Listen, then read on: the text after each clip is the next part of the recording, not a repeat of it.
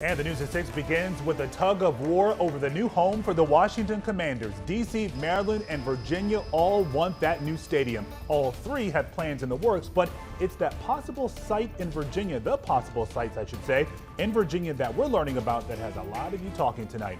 Thank you for being here with us. I'm Lorenzo Hall. And I'm Charlotte McBride. Loudoun County is one of those sites, so we sent our Matthew Torres out there to see how it's going to come together. Yeah, but first, our chief investigative reporter, Eric Flack, is with us in the studio. And Flack, we know this is going to cost billions of dollars, but who's paying for it? Taxpayers, Dan Snyder, or some outside financiers? Yeah, well, so it's a good question, and it kind of depends on how you look at Virginia's plan. One of the architects of that stadium plan is a state senator from Fairfax. He told me people are making too much out of the question, are these taxpayer dollars? Because he says if there's no new stadium in Virginia, taxpayers walk away with nothing.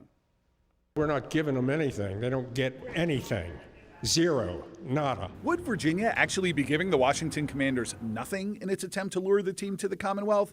Fairfax State Senator and Majority Leader Dick Saslaw will tell you his legislation to create a Virginia Football Stadium Authority, which would then turn around and sell $1 billion in bonds to help finance Dan Snyder's new stadium, would be a win-win for the state. So the state nets, after 30 years and the payoff of the bonds, $1.8 billion that they wouldn't have had, if you all can understand, had they gone to Maryland. Those bonds would be repaid by using $1 billion of future tax revenue generated by the new stadium, money that would otherwise go to fund state services like public safety, schools, and roads. But Saslaw says that's still better than stadium deals in Las Vegas and Atlanta, which fronted hundreds of millions in taxpayer dollars to help pay for construction. We are not funding a nickel, not a nickel of that state, of that project.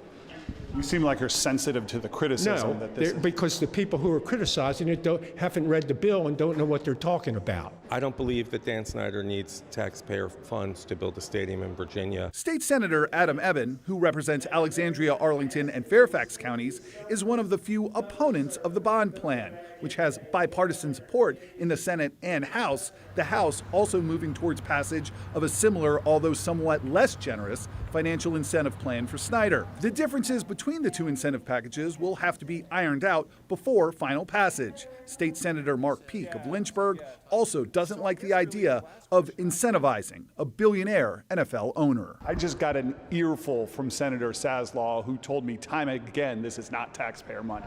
Well, he says it's not going to cost the taxpayers of Virginia anything, but we are giving tons and tons of tax benefits to private companies and private individuals. So somebody's getting a benefit, and nobody's been able to tell me how much is Dan Snyder going to make off of this deal. The Super Bowl was played in a $5 billion stadium that was entirely constructed with private funds, and that's what this project should be. Although Senator Saslaw says economic forecasts of the financial windfall a new Commanders Stadium would bring to Virginia virtually guarantees huge returns for the state and the county where it's ultimately built, historically, stadium deals have not always been good business for local governments. So Sounds like Senator Saslaw is basically saying Virginians have nothing to lose in this case, huh? that's the argument he's trying to make. All right, Flack, thank you so much. Great reporting on this. Thanks.